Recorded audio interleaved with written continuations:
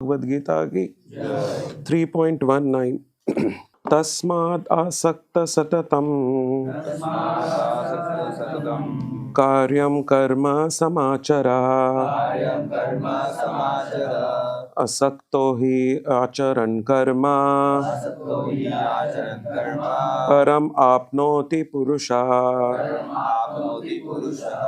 I would like to start from the root of this chapter, a complete structure of the third chapter, Karma Yoga. Then I think we will be able to have a better understanding of this shlok. So this chapter starts with a confusion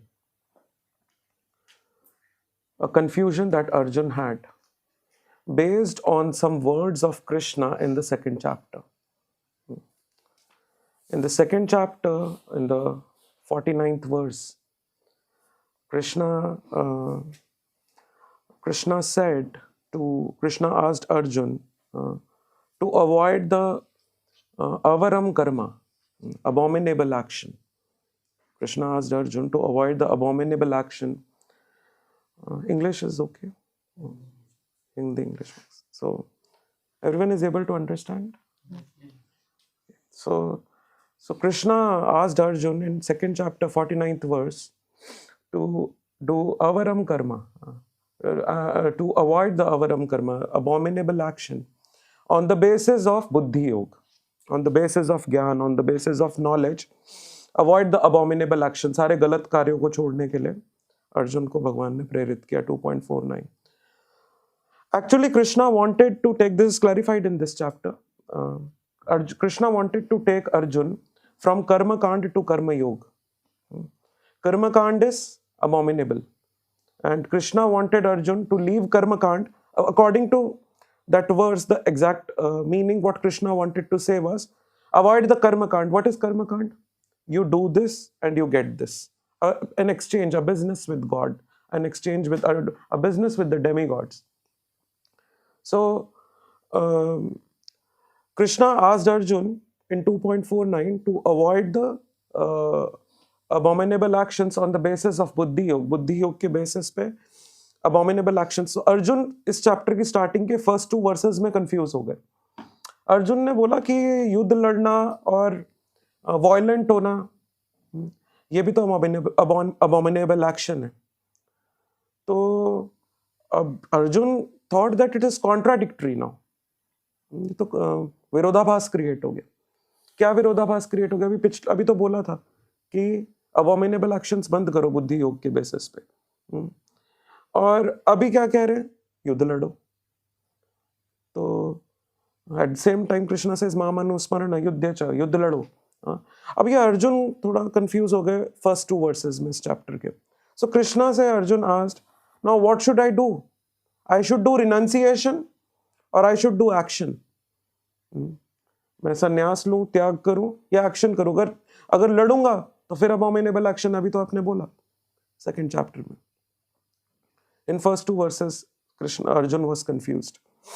then this chapter further, then there are two parts, like 3 to 16 is one part and 17 to 35. Krishna answered in two ways to the questions of Arjun. In this 3 to 16, Krishna said that it's difficult to have dry detachment. It's very difficult to, just say that I am detached. मैं पूरी तरह से detached हूँ. तो ultimately, someone who has dry detachment to work, that okay, I will not work. Someone who has dry detachment to work, ultimately, like when he gets free, he will focus on what? He will focus on the sense objects. In 3 to 16, Krishna says. And again, he will get into sense gratification. So in 3 to 16, Krishna said that it's difficult to be detached. Right? And in 17 to 35, Krishna said that even if Arjun is detached, even if you are detached, then what difference does it make whether you fight or you don't fight? Krishna said like that. What difference does it make? तुम लड़ो या मत लड़ो. Just जो एक argument Arjun दे रहे थे, क्या आर्ग्यूमेंट दे रहे थे अर्जुन? कि I will take renounced order of life. It's better to live by begging than having the hand tainted with the bloods of the own people. So भगवान ने बोला, जस्ट वही आर्ग्यूमेंट जो अर्जुन का था, भगवान ने अदर वे राउंड घुमा दिया. 17 कि ठीक है, आप कह रहे हो आप इतना डिटैच्ड हो कि आप जंगल्स में जाकर रह सकते हो और आप बेगिंग करके जी सकते हो, आप इतना डिटैच्ड हो, तो अच्छा, आप अगर इतना ट्रांसेंडेंटल लेवल पर हो तो फिर तो आपको इस बात से भी फर्क नहीं पड़ना चाहिए कि आप युद्ध लड़ो. You understand my point? So in 3 to 16, in first and second verse, Arjuna is confused. In 3rd to 16th verse, Krishna says that detachment is difficult, therefore do the prescribed work. And from Karma Kand, raise to Karma Yoga. That's also prescribed in 3 to 16. Just offering, where it's very clearly mentioned in the, I think, 13th or 14th or 15th verse, it's very clearly mentioned. What is Karma Kand? Karma Kand is you offer different things to the demigods, and the demigods will in return give you. That is Karma Kand. But then Krishna says that when you offer it to me, in I think 14th, 15th verse it is there in 3rd chapter. When you offer it to me, the Karma Kand gets converted to Karma Yoga. And then you are not eating the sin. Is it all right? So 3 to 16 में भगवान ने बोला कि detachment difficult है. Again you will concentrate on sense objects. And 17 to 35 में भगवान ने क्या बोला कि ठीक है, इतना भी ट्रांसेंडेंटल लेवल पर हो तो okay, then you should not worry, you should not think that fighting or not fighting should not make any difference to you. This is what exact meaning. And then finally from the 36th verse, this chapter has, I think, 43 verses. Yes. So from the 36th verse to 43rd verse, so the two branches of on first, and if you see it on the एक chart की तरह अगर आप देखें तो first and second verse Arjun is confused. 3 to 16 and 17 to 35 Krishna gives two answers. You understand both the answers? What was the first answer? Detachment is difficult. और दूसरा answer क्या था? कि if you are at so transcendental level, then okay, then fight or not fight, it doesn't make a difference. This is two answers. Then finally, in the 36 to 43rd verse, Krishna says that if you follow these arguments of 3 to 16 and 17 to 35, ये दो arguments अगर आप follow करते हो, then 36 to 43 talks about conquering the lust. Is it all right? Prabhuji, by doing the prescribed duty, you conquer the lust? Yes, if it is Nishkam Karma Yoga. If it is Nishkam Karma Yoga, if you are doing your occupational duty by offering without being attached to the results, ये बहुत गलत सोचा जाता है कि हमें results को mind में ही नहीं रखना. रिजल्ट्स को माइंड में नहीं रखना या रिजल्ट से अटैच नहीं होना, क्या है? What is the correct understanding? Attach नहीं. अगर रिजल्ट माइंड में ही नहीं होगा तो आगे किधर जाना है, डायरेक्शन क्या उठाना है, ये तो पता ही नहीं चलेगा. Result mind में होना is one thing, but being attached to the result. Why? Because when the results come, I will do sense gratification with the results. यही तो कारण है attachment का results के साथ. तो Krishna says, if you follow the Nishkam Karma Yoga, if you do your prescribed duty, even like you are doing your studies, you are going to your office for the pleasure of Krishna, and whatever you get, you offer the results to Krishna as a sacrifice. Then in 36 to 43rd verse, what is there in this chapter? You will be able to conquer what? Lust. And as you know, lust is the greatest enemy. It is described in Bhagavad Gita. You understand? So this chapter, Karma Yoga, to my understanding, it focuses more on conquering the lust. how to overcome the lust. Sometimes I have heard few devotees, मैं कुछ लोगों से मिलते रहता हूँ, बात होता रहता है, तो मैं कभी कभी कुछ डिवोटीज, कुछ न्यू कमर्स के एटीट्यूड में कुछ ऐसा देखता हूँ कि ओके, ये एग्जाम्स हैं, ये ऑफिस का काम है, ये इतना ज़्यादा डिफिकल्ट है, तो let me what I mean, I am frustrated with this, मैं क्यों इतना पढ़ाई करूँ, रिजल्ट के लिए इतना फोकस करूँ, है ना। तो उधर से फ्रस्ट्रेट होकर they start saying, okay, let me join the brahmachari ashram. So this is recommended or not recommended by Prabhupada? This is absolutely rejected. You should not come in the brahmachari ashram out of the frustration from the duties that you are already doing, maybe towards your parents, maybe towards your siblings, or maybe towards anyone. Rather, brahmachari ashram should be joined with a positive motivation to serve Krishna. There is a difference.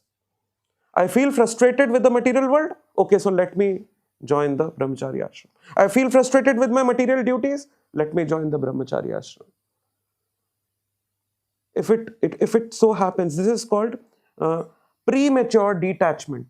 If you see the 3rd to 16th verse, premature detachment. You understand what is premature detachment? कि समय से पहले एक renunciation का भावना create कर देना, सिर्फ out of frustration. Arjun भी तो आउट ऑफ फ्रस्ट्रेशन कि मैं अपने लोगों को कैसे मार डालूं. कृष्णा मारेंगे संदीपनी मुनि को, कृष्णा मारेंगे वासुदेव को, नंद महाराज को, मैं अपने लोगों को कैसे मार डालूं. Arjun was frustrated.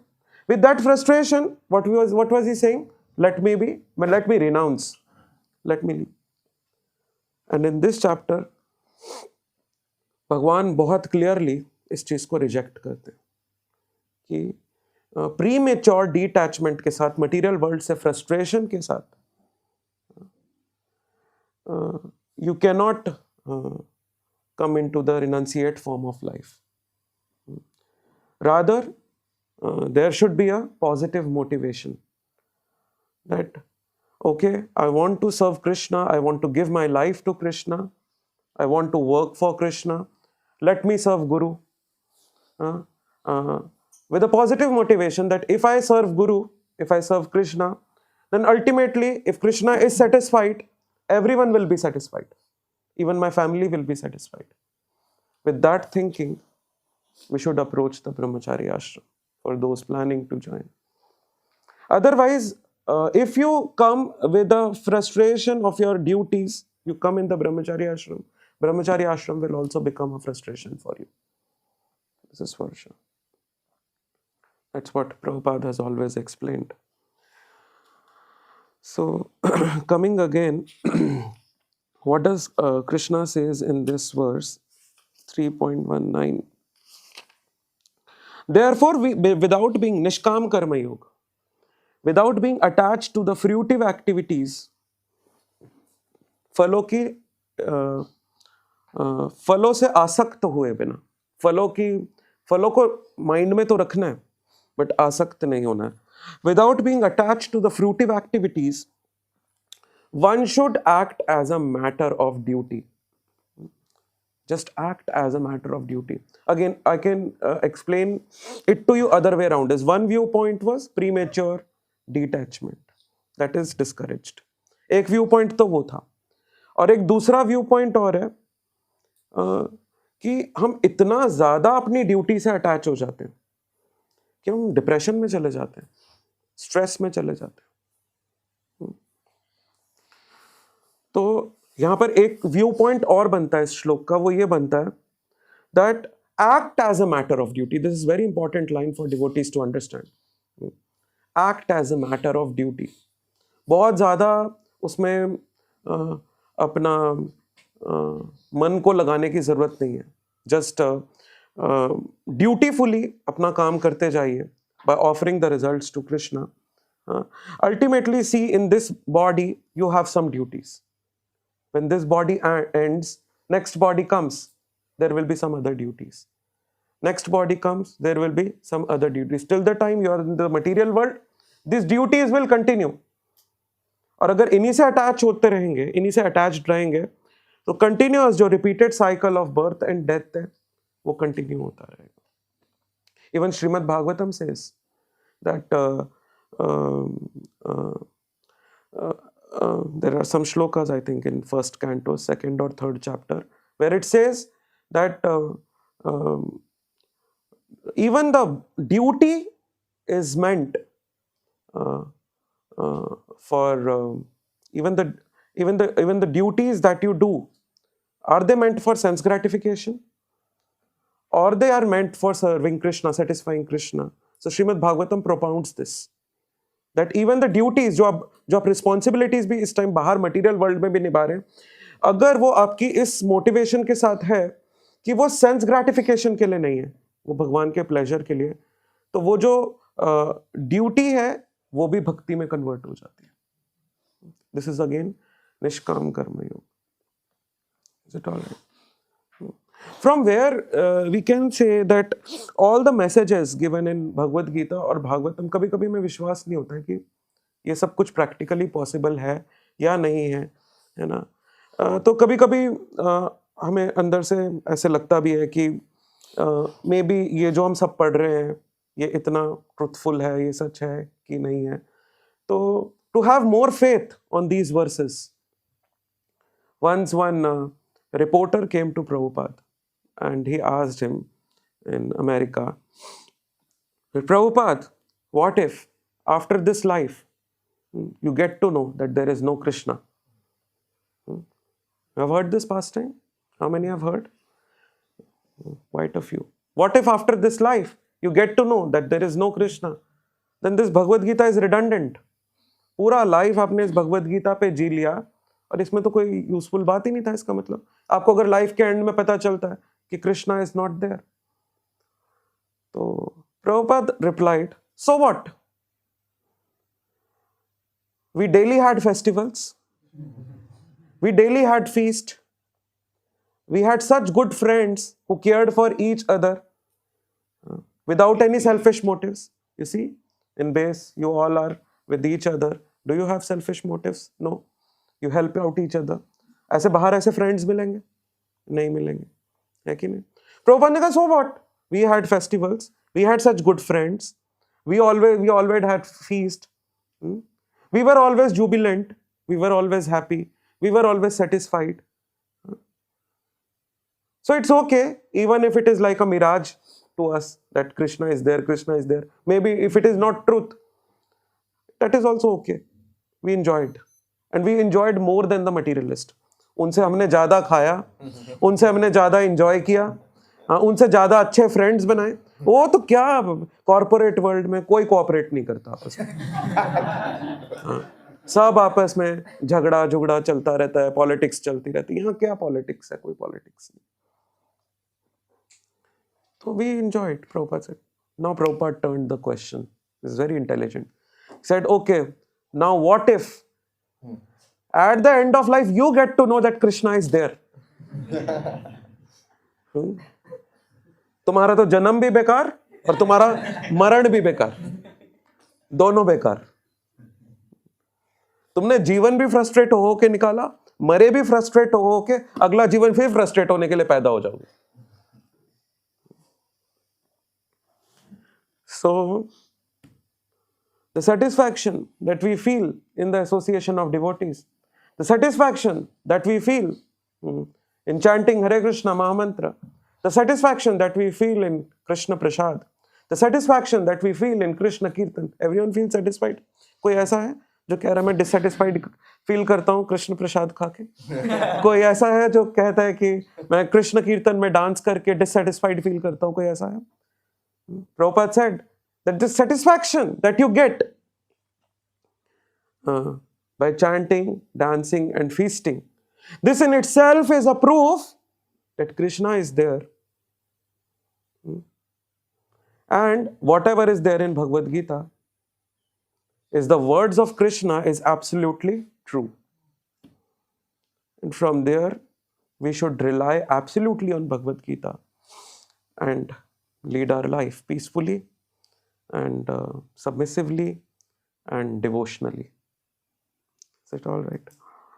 So again, अब अगर आप इस मोटिवेशन के साथ इस श्लोक को पढ़ो, that yes, Krishna is there. How do I know Krishna is there? With the satisfaction that I feel in my heart when I associate with devotees, when I chant Hare Krishna. अब इस motivation के साथ इस श्लोक को पढ़ो, yes, Krishna is there. अब देखो ये आपकी लाइफ में कितना applicable है. Therefore, without being attached, Krishna is saying, without being attached to fruits of activities, फलों से आसक्त हुए बिना, one should act as a matter of duty. अपना ड्यूटी करो, ना कोई स्ट्रेस लेने की आवश्यकता. अगर फलों की चिंता होगी तो स्ट्रेस आएगा. For working by without attachment, one attains the supreme. You will be able to conquer the lust according to this chapter, and you conquer the lust, you get Krishna. Lust and love are opposite. This material world is a perverted reflection of the spiritual world. So, in spiritual world there is love, in material world there is lust. You conquer the lust on the basis of this chapter, and you get the love of Krishna. So this is the exact understanding what I feel from this shloka. All right. So, any questions? Anyone wants to ask? Any questions? Any comments? Any clarifications? प्रभु जी हाँ कैसे भी बोल रहे हैं. बोला कि फलों से अटैच होकर काम नहीं करना, लेकिन अगर बंदा फलों से अटैच नहीं होगा तो उसके पास उस काम को करने के लिए और शक्ति कहाँ से आएगी? फलों से अटैच नहीं होना है, फलों को ध्यान में रखते हुए, मतलब किस डायरेक्शन में जाना है, वो तो आपको एक डेस्टिनेशन तो पता होना चाहिए ना.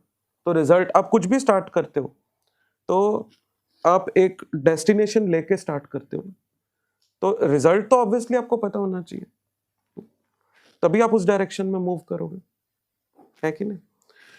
रिजल्ट पता होना एक बात है, रिजल्ट से इतना अटैच हो जाना कि मुझे तो ये जीतना ही जीतना है, और अगर नहीं जीता तो मैं गया काम से, फिर तो मेरे जीने का ही फायदा नहीं.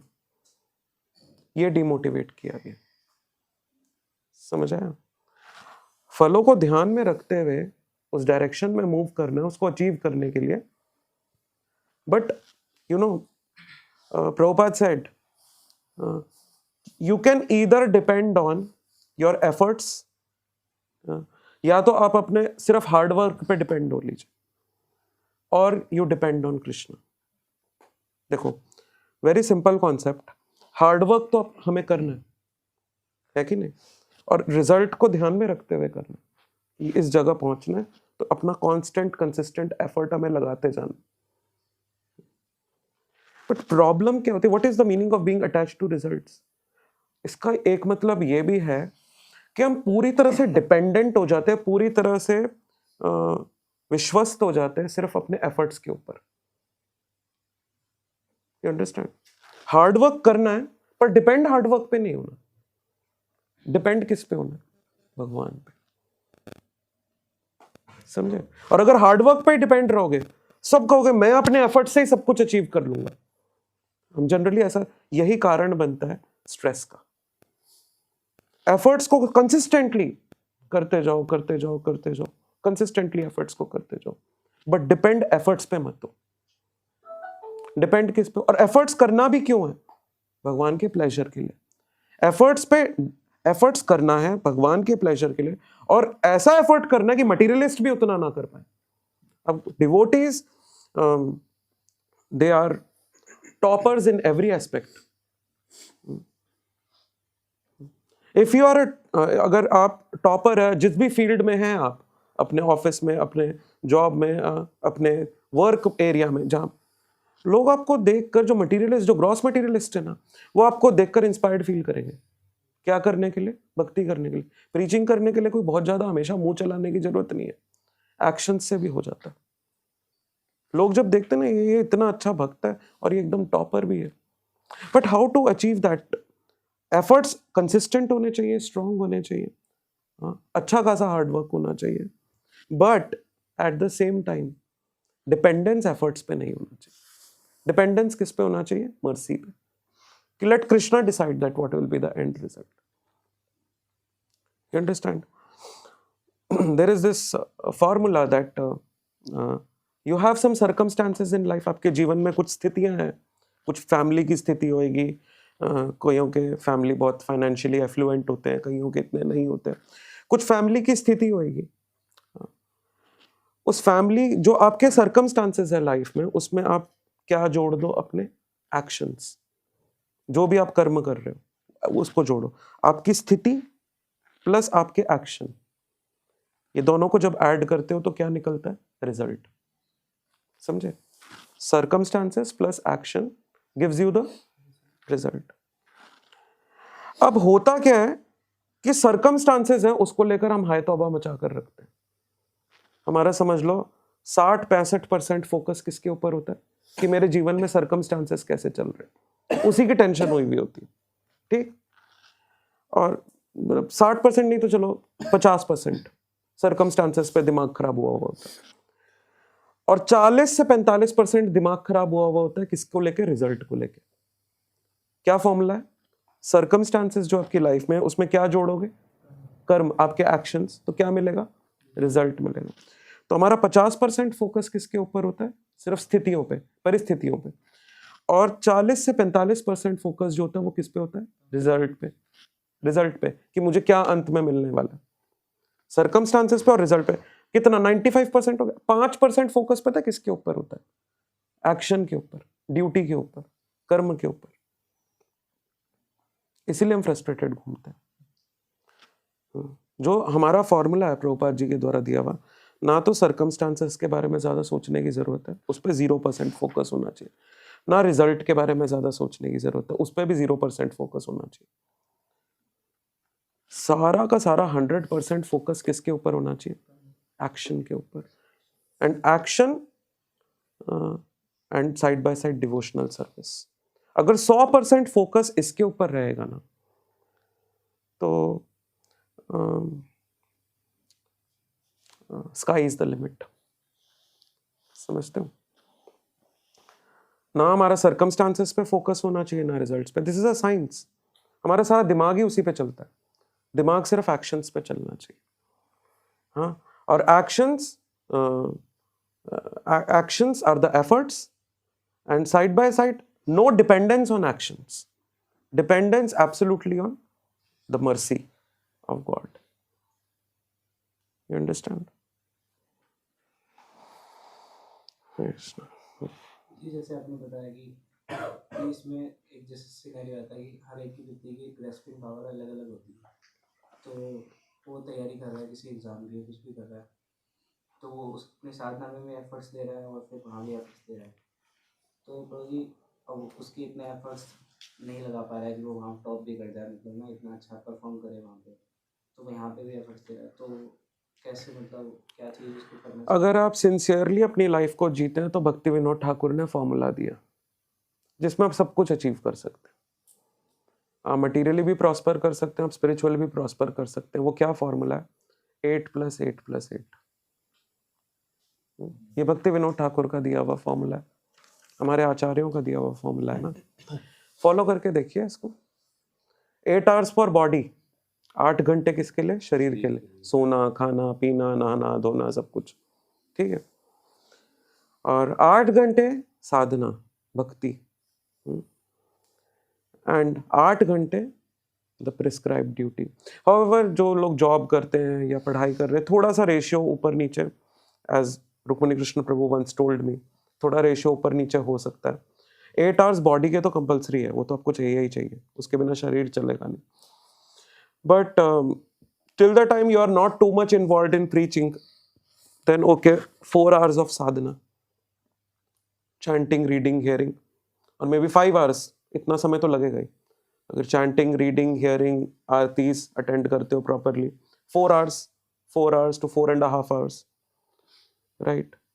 एंड बचा हुआ समय जो है for your duty very sincerely. Alright. You know, the main problem is laziness. और लेजीनेस के नाम पर हम क्या करते हैं?